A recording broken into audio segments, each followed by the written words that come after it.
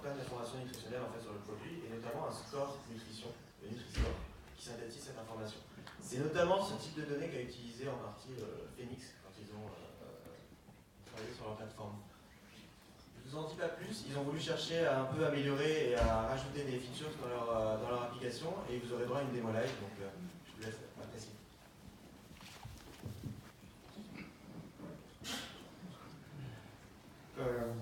Du coup, pour avancer, c'est là, oui, je pense. Bonsoir à tous. Donc en fait, OpenFlux c'est une association française, et en fait, l'idée c'est de créer une espèce de Wikipédia de tous les aliments de la planète. C'est parti d'une idée un peu folle, et du constat que quand on est dans un magasin, et qu'on veut choisir les céréales, le bon paquet de céréales pour ses enfants pour le petit déjeuner, c'est un casse-tête. Il faut prendre les paquets de céréales, les retourner un à un, et sur chaque paquet de céréales, il y a de l'information qui est assez indigeste. On va avoir cette longue liste d'ingrédients, ce tableau nutritionnel que moi personnellement je n'ai jamais compris, et donc ça fait beaucoup d'informations à digérer. Et on s'est dit que si les citoyens étaient arrivés à créer la plus grande encyclopédie du monde, Wikipédia de manière collaborative, si les citoyens étaient arrivés à créer une carte qui est même dans certains endroits plus précis que Google Maps, de manière collaborative, pourquoi est-ce qu'on n'arriverait pas à le faire sur l'alimentation, qui est vraiment un sujet qui nous concerne tous plusieurs fois par jour. L'application d'OpenFoodFact, en fait, ça part du constat qu'avec notre téléphone, on a tous le moyen de changer les choses, de scanner les produits, de libérer de l'information, et du coup, on peut calculer de manière citoyenne des choses comme le Nutri-Score qu'on a calculé à l'époque où c'était purement un papier de recherche. Donc, on peut donner un aspect concret à des réalités qui nous préoccupent tous. Là, par exemple, c'était les contributeurs d'OpenFoodFact qui avaient photoshopé un rayon en se disant mais à quoi ça ressemblerait si on avait le Nutri-Score sur tous les produits alimentaires. Et quelques années après, avec la possibilité de scanner sur OpenFoodFact, etc., c'est devenu aussi une réalité. Maintenant, on voit les Nutri-Scores commencent à apparaître sur des produits. On a collaboré avec des chercheurs, donc sur le côté science citoyenne, on est très fiers et très heureux. C'est ce que permet de faire de l'open data. Quand les données sont libres, on peut faire de la science citoyenne et on peut comparer les produits. Et donc on s'est dit, l'empreinte carbone, c'est un truc qui traîne depuis des dizaines d'années. On en parle beaucoup et ça n'avance pas. Donc on s'est dit, on va utiliser toute la force d'OpenFoodFact, toutes les données qu'on a collectées, là c'est la courbe des produits qui continue de grandir à une vitesse folle. Et si maintenant qu'on a beaucoup de données sur les produits, on pouvait essayer de calculer un impact carbone sur les aliments. Donc c'est le projet qu'on a fait avec Data for Good. C'est un sujet complexe, c'est-à-dire que la solution idéale, ça serait la transparence radicale, que tous les producteurs donnent toutes les informations sur le transport, la logistique, ce genre de choses. Et on a choisi, dans le cadre du projet, parce qu'on n'avait que 3 mois, un compromis qui est des estimations pour ouvrir le débat public, pour poser l'empreinte carbone sur la table et encourager plus de transparence de la part des producteurs. Donc on a fait 2 projets dans le cadre de Data for Good. On a étendu une carte qu'on avait créée à l'échelle française qui s'appelle « C'est emballé près de chez vous » qui permet de voir à partir des petites estampilles sur les emballages où sont produits les produits. On l'a étendu à l'échelle européenne, donc on a fait 9 nouveaux pays. On s'est bien amusé avec Victor, Maxime et tous les autres à aller chercher l'information dans des formats de type PDF, etc. sur les sites des différents ministères de l'Agriculture. Et donc là, on est en train d'élargir la cartographie de toutes les usines agroalimentaires, ce qui nous permet de calculer les distances sur lesquelles les produits se sont baladés. Le deuxième projet, qui était le cœur du projet, c'était de voir si on pouvait créer une estimation de l'impact carbone des produits. Donc pour ça, on s'est appuyé sur toute la donnée que j'ai mentionnée tout à l'heure, qu'on a collectée sur OpenFoodFact. Donc on sait par exemple qu'il y a 12% de viande de bœuf dans ces lasagnes. On est allé chercher des données sur le site de l'ADEME, qu'on a rapproché du coup des taxonomies d'OpenFoodFact, et on peut ainsi calculer pour la première fois au monde en fait une estimation de l'impact carbone. On scanne un produit et on a directement une estimation de son impact en tant que citoyen sur ces émissions de carbone. Donc là, par exemple, on peut voir qu'on émet que les lasagnes qu'on vient de scanner prennent 23,5% de son quota journalier de carbone. donc qui est déjà beaucoup.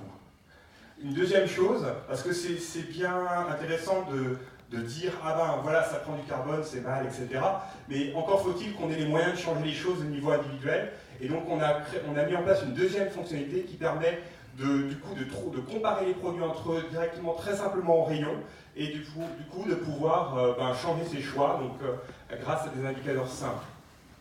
Donc là, on va passer à une démo live. J'espère que ça va marcher. Donc on est allé faire les courses à côté de l'Assemblée. Donc on a pris plusieurs paquets de lasagne. Ouais, et normalement on peut le mettre en plein écran. Donc Stéphane a l'application OpenFoodFact sur son téléphone. Il suffit de mettre OK, de fermer. Hop. Et de fermer Settings normalement, et ça devrait le faire. Voilà. Et il y a de l'activité sur Twitter. Donc on va scanner notre premier paquet, donc c'est des lasagnes végétariennes. Donc il suffit de scanner le code barre. Hop, voilà. Donc si on a du réseau, hop, on réessaye, oui, ça a l'air de marcher. Voilà, donc on voit cet indice carbone affiché en bas. Donc on peut étendre la fiche et on va comparer on va commencer une comparaison. Donc imaginons qu'on soit dans un rayon. Donc on clique sur le bouton comparer ce produit et on peut directement scanner notre deuxième paquet. Alors c'est quoi? C'est du saumon sauce à l'oseille. Donc on va scanner. Donc là on passe du végétarien à du poisson. Donc on peut s'attendre. Voilà, du coup ça a une empreinte carbone qui est légèrement supérieure. Donc c'est du jaune. Et on va prendre le troisième, le suspect habituel, vous vous en doutez un petit peu du résultat, mais on va quand même le faire. Les lasagnes à la bolognaise, donc avec du bœuf. Donc on va scanner le code barre. Hop. Alors voilà, la mise au point se fait. Et voilà, donc on peut comparer en fait en un instant, dans un rayon, non seulement le Nutri-Score, donc la qualité nutritionnelle d'un produit, non seulement le NOVA dont on parle beaucoup, qu'OpenFoodFact a mis en place, qui est le degré de transformation des aliments, mais maintenant, à partir d'aujourd'hui, aussi l'impact sur la planète des produits qu'on mange. Et donc on peut réorienter ses choix. Si on va sur la page produit complète du produit, on a un nouvel onglet qui est apparu sur OpenFoodFact qui s'appelle Environnement. Et donc si on va sur cet onglet, on a des informations plus détaillées, la méthodologie qu'on a utilisée. Donc là, par exemple, on a 1,49 kg d'émissions de carbone pour ces lasagnes. Donc en termes d'équivalent carbone, ça fait 27% de votre quota quotidien. Il faut savoir qu'en tant qu'être humain, on a droit à 2,2 tonnes par an. Donc ça fait 27% de votre quota quotidien. Et voilà, donc c'est l'impact carbone sur OpenFoodFact.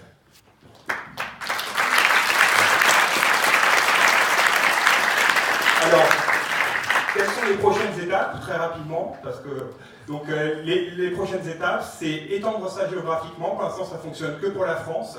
On est allé chercher les données de l'ADEME. Étendre à plus de produits, parce que pour l'instant, on a à peu près 8000 produits qui sont concernés, essentiellement carnés, poissons, etc. Et puis, prendre en compte des facteurs correctifs comme la saisonnalité, le mode de transport, la surveillation, etc. Voilà. Hop. Donc voilà, bientôt disponible dans l'application OpenFoodFact sur Android, iPhone et même Windows Phone. Merci. Je pense que vous êtes les seules personnes que je connaisse qui prennent du plaisir à explorer les données dans un PDF hongrois. Est-ce que vous avez des questions sur ce projet? C'est impressionnant. Est-ce que vous avez pris en compte la nature même des aliments? Par exemple, là ici, la viande, il y a différentes manières de faire de la viande, c'est que la viande, en particulier celle du bœuf, produit beaucoup plus de CO2 que celle du poulet. Est-ce que c'est des choses que vous avez pris en compte? Alors oui, effectivement, on est allé prendre en fait les données d'une base qui s'appelle FoodGES sur le site de l'ADEME. Effectivement, ils vont donner des empreintes carbone, typologie d'ingrédients, donc du bœuf français par exemple, du poulet français, du poisson français. Donc en fait, l'analyseur d'ingrédients d'OpenFoodFact est capable de comprendre en profondeur l'ingrédient, son pourcentage, donc son poids. Donc on fait une série de multiplications et du coup on peut adapter en fonction. On pourrait même imaginer si on mélange poisson et je sais pas et poulet dans un même plat, on pourrait combiner les deux. Oui. Donc en tout cas, ça serait horrible. Est-ce que c'est, j'ai pas vu peut-être que c'est le cas, hein, mais dans la description en fait de la quantité totale de carbone, d'avoir peut-être le descriptif, de dire ça c'est vraiment l'aliment, ça c'est le transport par exemple, etc. Alors oui, ça c'est quelque chose qu'on a dans les cartons. C'est complexe, hein, on n'avait que 3 mois, mais ça demande en fait, ça demande beaucoup de données. Ça demande aussi que les distributeurs se mettent aussi à libérer plus de données. Donc ça permet de lancer le débat. On espère qu'ils vont jouer le jeu de encore plus de transparence. Et c'est aussi pour ça qu'on a fait cette carte d'Europe, c'est pour pouvoir essayer justement d'approximer les distances de transport, etc. Donc on va essayer à Open Food Facts, on aime bien expliquer les choses. On n'a pas envie d'avoir des choses magiques, des scores magiques, etc. On préfère expliquer nos méthodologies, montrer comment c'est calculé, pour que les gens aient confiance justement dans ce qui est affiché et ne fassent pas justement une confiance aveugle aux apps.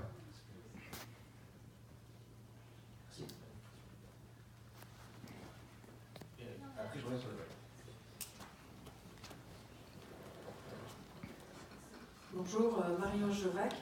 Je me demandais si vous aviez une capacité de faire une empreinte carbone sur des aliments qui n'ont pas de code barre. Je pense aux aliments vendus sur les marchés, par exemple. Alors, Open Food Facts accepte les produits sans code barre. Et en fait, notre analyse est basée sur les ingrédients. Donc oui, la bonne nouvelle, c'est que oui. Donc c'est juste un peu moins commode du coup parce qu'on ne peut pas justement scanner la boîte de poireaux qu'on a sur son marché. Mais par contre, on pourrait imaginer que si les producteurs mettent des QR codes ou ce genre de choses pour rendre préhensibles justement ces fruits et légumes, on peut totalement appliquer les mêmes méthodologies à des fruits et légumes frais ou des choses, des productions locales et artisanales. Ouais. Je voulais savoir juste quel autre type de données ou d'informations il y a dans la base d'ADEME et est-ce qu'on pourrait imaginer que ce calcul d'empreinte carbone puisse être appliqué à d'autres types de produits ou de services je ne connais pas du tout la base. L'ADEME, en fait, ils font des empreintes carbone sur un peu tout. Donc sur le fichier qu'on a utilisé, qui est full GES, on avait des informations aussi sur les modes de transport, de réfrigération, etc. On n'a pas eu le temps d'utiliser. Je crois qu'ils font des choses sur les transports en général, je crois qu'ils font aussi. Ils font aussi des produits manufacturés, des jouets, il y a pas mal de choses différentes. Après, c'est pas très exhaustif, c'est souvent le résultat de plusieurs études différentes qui vont être agglomérées, mais il y a beaucoup d'informations. Je vais juste prendre la dernière question pour pouvoir finir après sur la brûle. Mais là, vous avez parlé des produits alimentaires, mais vous faites aussi les cosmétiques, non? Oui, effectivement, on a un projet qui s'appelle Open Beauty Facts pour justement faire la même chose sur cette transparence sur les cosmétiques. Après, on ne s'est pas encore lancé sur l'empreinte carbone du shampoing ultra doux, mais en tout cas, on va déjà essayer sur l'alimentation. Ouais, bonjour, je voulais juste savoir comment vous arrivez à motiver les premiers utilisateurs si vous allez dans de nouveaux pays, par exemple. Parce que la base de données est remplie par les utilisateurs, donc... Alors ça, c'est une excellente question, parce qu'effectivement, on a commencé le projet en 2012, et puis on est allé partout où on pouvait, on a accepté toutes les invitations, etc. Et c'est vrai que c'est un projet qu'on mange tous 3 fois par jour, donc c'est assez parlant quand on a les gens de l'intérêt du projet. Là, c'est un défi pour nous, effectivement, d'aller dans les autres pays. La base, elle est mondiale, on a traduit dans toutes les langues, etc. Mais aujourd'hui, on arrive à 750 000 produits dans le monde, dont 500 000 en France. Donc il y a déjà de quoi faire dans les autres pays. On peut commencer à montrer des choses, etc. et à motiver les gens. Mais il y a du travail. C'est pour ça qu'on essaie de créer justement des communautés locales. Dès qu'on va à l'étranger, Pierre est allé au Vietnam, en Albanie, etc. Nous, on est allé en Belgique, etc. On essaie de parler du projet dans tout l'espace coworking, etc. qu'on peut. Si vous avez des connaissances partout, ça nous intéresse énormément effectivement, de pouvoir bootstrapper. Et il y a aussi, on travaille avec des scientifiques, Pierre en a un peu parlé, par exemple l'équipe du professeur Hebert qui est derrière le Nutri-Score, où là justement ils sont en contact avec des universités en Belgique, au Mexique, où ils vont justement pour faire des études, ils vont motiver des étudiants pour aller scanner tous les produits d'un supermarché. Nous derrière, on a des outils pour mettre tout ça dans la base, etc. Mais on a besoin d'aide, clairement, si... Vous ne savez pas aller voir directement les distributeurs? Eux, ils n'ont peut-être aucun intérêt, je sais pas. Alors si, justement, alors, on est très content parce qu'au début on a commencé en mode collecte citoyenne, mais tout comme des projets comme OpenStreetMap, etc., on est très pragmatique. Si des gens veulent nous donner des données, tant mieux. Et là, depuis 3 ans, il y a de plus en plus de producteurs comme Fleury Michon, Casino, Carrefour, quasiment tous les distributeurs en fait, ils sont en train d'améliorer leurs produits.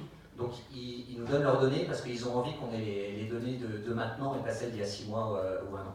Et donc ça c'est chouette. Et effectivement aujourd'hui on est en train de discuter avec Iglo en Allemagne pour qu'ils nous donnent les données et ça va être une façon d'aller plus vite. Et on a un autre avantage aussi par rapport à 2012 où quand on a commencé, c'était un peu le début des téléphones, etc. Là maintenant justement on a toutes ces technos d'intelligence artificielle qui sont accessibles et donc on mise énormément là-dessus pour qu'on puisse entrer les données hyper facilement juste en prenant son téléphone, en faisant le tour comme ça du produit et qu'on on repère de plus en plus de petits logos, de mise en raison, etc. automatiquement. Donc ça va être de plus en plus facile. Donc on est assez confiant. Maintenant, il y a encore plein de boulot. Merci. Merci.